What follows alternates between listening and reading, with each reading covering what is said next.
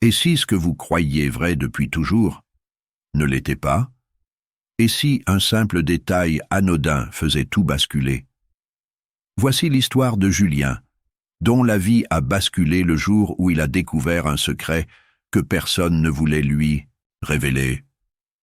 Je n'ai jamais été quelqu'un de très curieux. J'acceptais les choses telles qu'elles venaient sans trop poser de questions. Ma famille, c'était simple.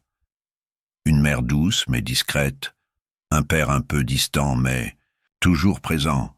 On n'était pas démonstratifs, mais on était là les uns pour les autres. J'ai grandi dans cette forme de normalité silencieuse, sans jamais douter de quoi que ce soit, jusqu'à ce samedi matin.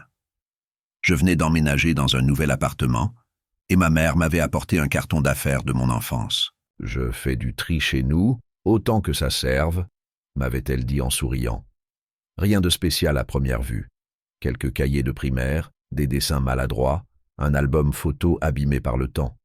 Mais au fond du carton, coincé sous une vieille couverture en laine, il y avait un dossier beige, jauni par les années. Aucune étiquette.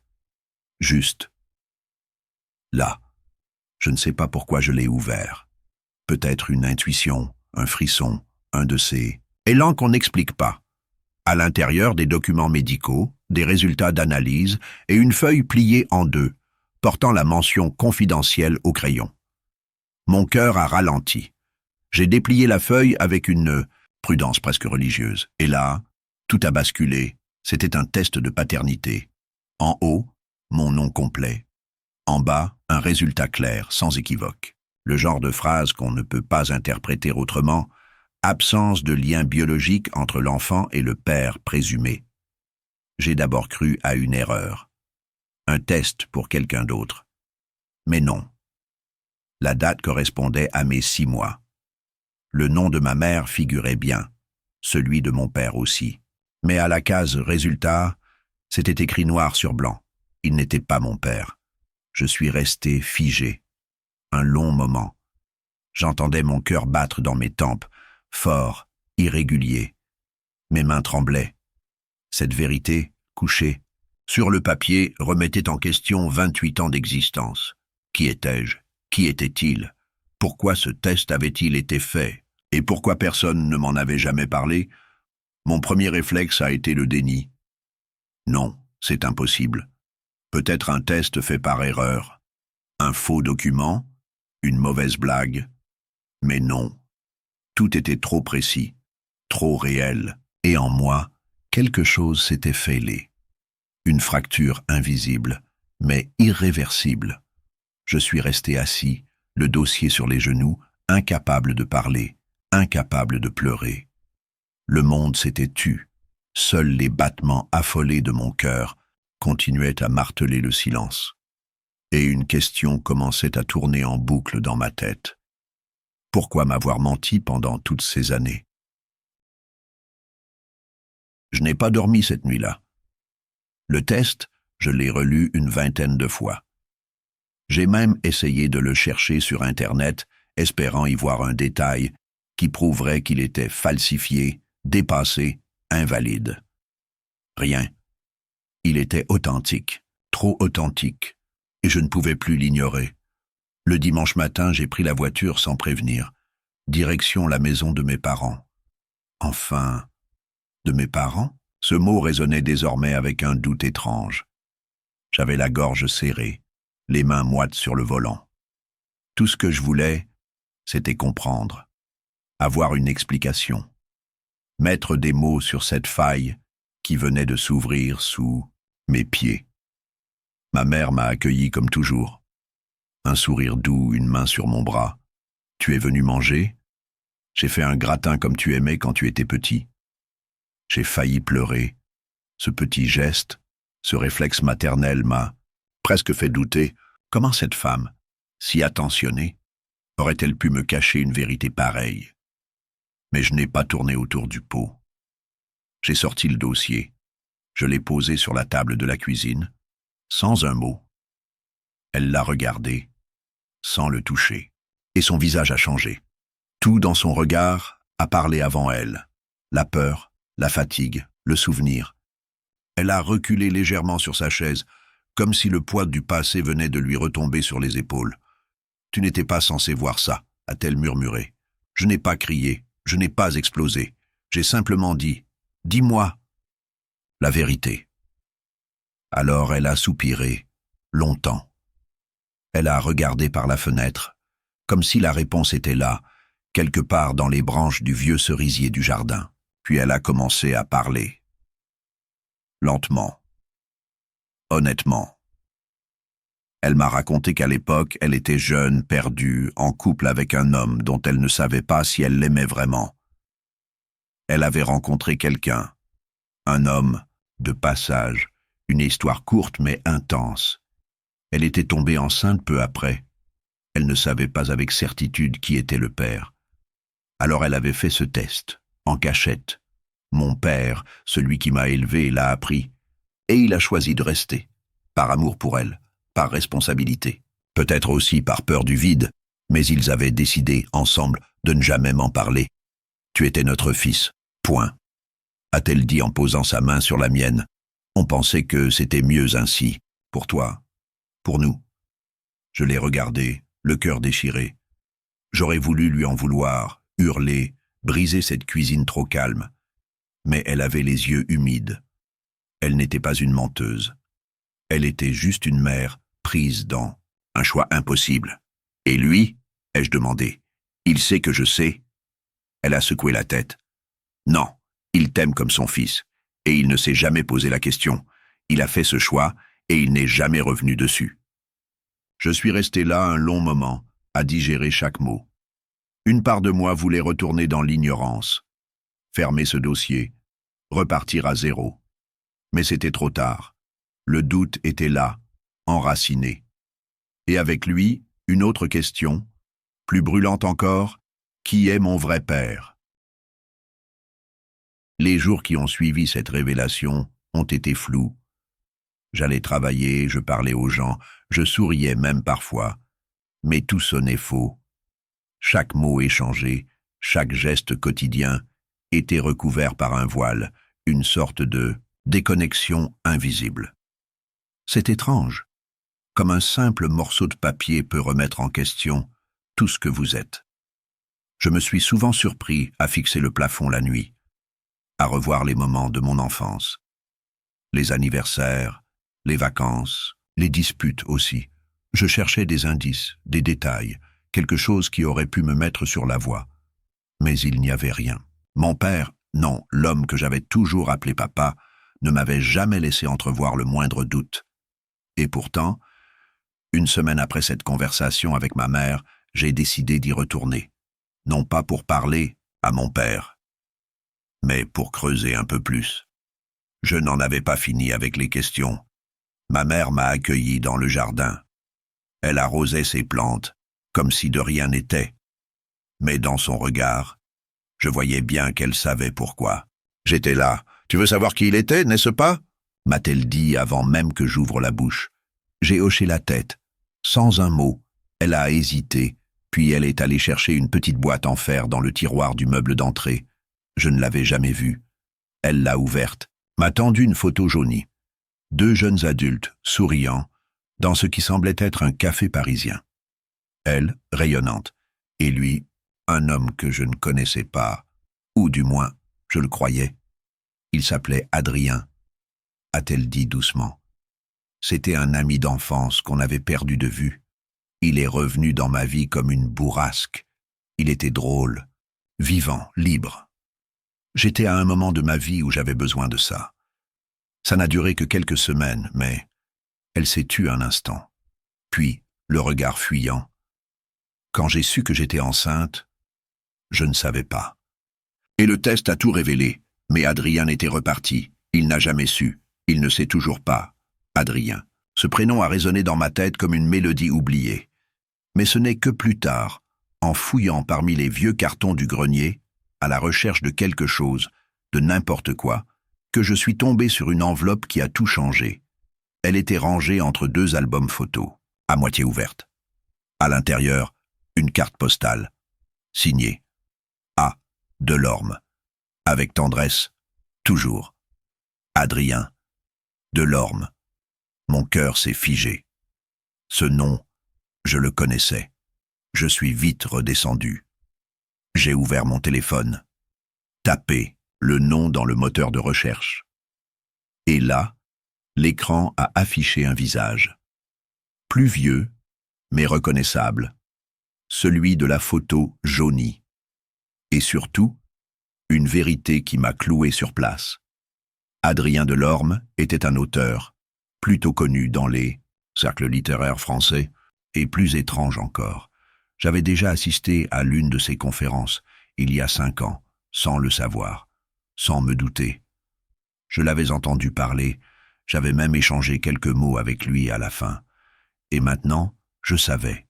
Cet homme était probablement mon père. Je suis resté là, devant l'écran de mon téléphone, pétrifié. Ce visage, ce nom, cette voix que j'avais entendue il y a 5 ans. Comment avais-je pu passer à côté? Comment ne pas ressentir un frisson, un pressentiment, une intuition? Rien. Rien, à part aujourd'hui. Je me suis souvenu de cette conférence. C'était à la fac. Un ami m'avait traîné là. Tu vas voir, ce mec est fascinant. Adrien Delorme. Il parlait d'histoire, de transmission, d'héritage. Je me revois l'écouter, captivé. Et maintenant, je comprenais pourquoi.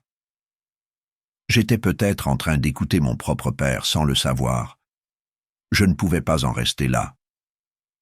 J'ai longuement hésité. L'idée de le contacter me terrifiait, et s'il me rejetait, s'il ne voulait rien savoir, ou pire, s'il savait déjà et qu'il avait choisi de m'oublier.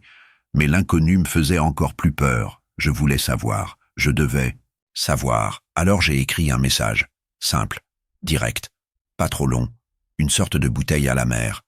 Bonjour monsieur Delorme, je m'appelle Julien Morel. Je suis tombé récemment sur une photo ancienne de vous, avec ma mère, Claire Morel. Je pense que nous devrions parler. Il s'agit de quelque chose d'important. Je comprends que ce message puisse vous surprendre, mais j'aimerais vous rencontrer, si vous êtes d'accord. Je l'ai relu une dizaine de fois. Puis je l'ai envoyé via le formulaire de contact de son site officiel. Et j'ai attendu. Les heures sont devenues des jours, 3 pour être précis. Puis un matin, une réponse. Courte, mais claire. Bonjour Julien, je suis surpris. Mais si votre message est sincère, alors je crois en effet que nous devons parler. Je suis à Paris la semaine prochaine. Donnez-moi une date. Et un lieu. Mon cœur s'est emballé. J'avais l'impression de trahir quelque chose. Mon père, ma mère, moi-même. Mais en même temps, j'allais peut-être enfin refermer ce chapitre inachevé de mon existence. J'ai proposé un café discret, dans le quartier du Marais. Une ambiance calme, presque confidentielle. Il a accepté. Le jour. J'étais nerveux. Pas comme avant un entretien ou un examen. Non. C'était une autre sorte d'angoisse, celle qui précède une rencontre qui peut changer le cours de votre vie. Je suis arrivé un peu en avance, je l'ai vu entrer. Il avait vieilli, mais il était élégant, digne. Il m'a reconnu immédiatement. Il a esquissé un sourire étrange, un mélange d'incrédulité et de trouble. Il s'est assis. Et après quelques secondes de silence, il a murmuré « Tu ressembles à elle, mais tu as mon regard. » J'ai senti une vague de chaleur monter en moi. Pas de rejet, pas de déni. Juste une reconnaissance muette et une émotion retenue. Je ne savais pas si j'étais prêt à entendre la suite, mais lui, si. Le silence entre nous n'était pas pesant. Il était plein, chargé, comme s'il y avait 1000 choses à dire, mais qu'aucune ne savait encore par où commencer. Adrien me fixait avec un mélange de trouble et de douceur. Il n'avait pas reculé, il ne s'était pas levé, il était là, bien là. Et ça, c'était déjà beaucoup. « Tu sais pourquoi tu es là, n'est-ce pas ?» a-t-il fini par dire. J'ai simplement hoché la tête. Alors, il a souri. Un sourire un peu triste, un peu fatigué. Et il a commencé à parler. Sa voix était calme, posée, presque littéraire. Il avait cette façon de peser ses mots comme s'il les écrivait en même temps qu'il les prononçait. « Ta mère, Claire, c'est une femme exceptionnelle. Elle m'a bouleversé à une époque où je ne croyais plus en rien. J'étais perdu, j'avais 30 ans. Je vivais entre deux avions, deux manuscrits. Elle était là, stable, profonde. Et puis on s'est perdu. Je suis parti. Elle ne m'a rien dit. Pas un mot, pas un appel. Je ne savais pas qu'elle était enceinte. Je te le jure. Je l'ai cru. Au fond de moi, je savais qu'il disait vrai. Il n'avait pas cette lueur de défense ou de justification dans les yeux. Juste une forme de regret brut, sans drame, sans posture. Et si elle m'avait dit, a-t-il ajouté presque pour lui-même, peut-être que j'aurais fui, peut-être pas. Je ne le saurais jamais. Je l'ai observé. Je cherchais des traits communs, des gestes partagés. C'était étrange, mais je commençais à ressentir quelque chose, une forme de familiarité, de fil invisible. Je lui ai raconté ce que j'avais découvert, le dossier, la réaction de ma mère, le silence qu'ils avaient choisi. Il m'a écouté en silence, sans m'interrompre une seule fois. Quand j'ai eu fini, il a posé ses mains sur la table et dit « Je n'ai jamais eu d'enfant, j'ai souvent regretté. » Mais je pensais que le train était passé. Alors si c'est vrai, alors c'est la plus improbable des secondes chances. Ses yeux étaient humides. Et les miens aussi. Mais je devais lui poser la question. Celle qui brûlait mes lèvres depuis le début. Et maintenant, qu'est-ce qu'on fait avec ça? Il a pris une longue inspiration. Je ne sais pas. Mais ce que je sais, c'est que je veux apprendre à te connaître. Pas pour rattraper le temps. C'est impossible. Mais pour en créer un nouveau. Si, tu es d'accord. Je n'ai pas répondu tout de suite. Mon cœur battait trop fort. Mais à cet instant, pour la première fois depuis la découverte du dossier, je ne me sentais plus perdu. Je me sentais ancré. Peut-être que les racines ne sont pas toujours là où on pense les trouver. Peut-être qu'elles poussent tard, mais qu'elles sont solides quand même.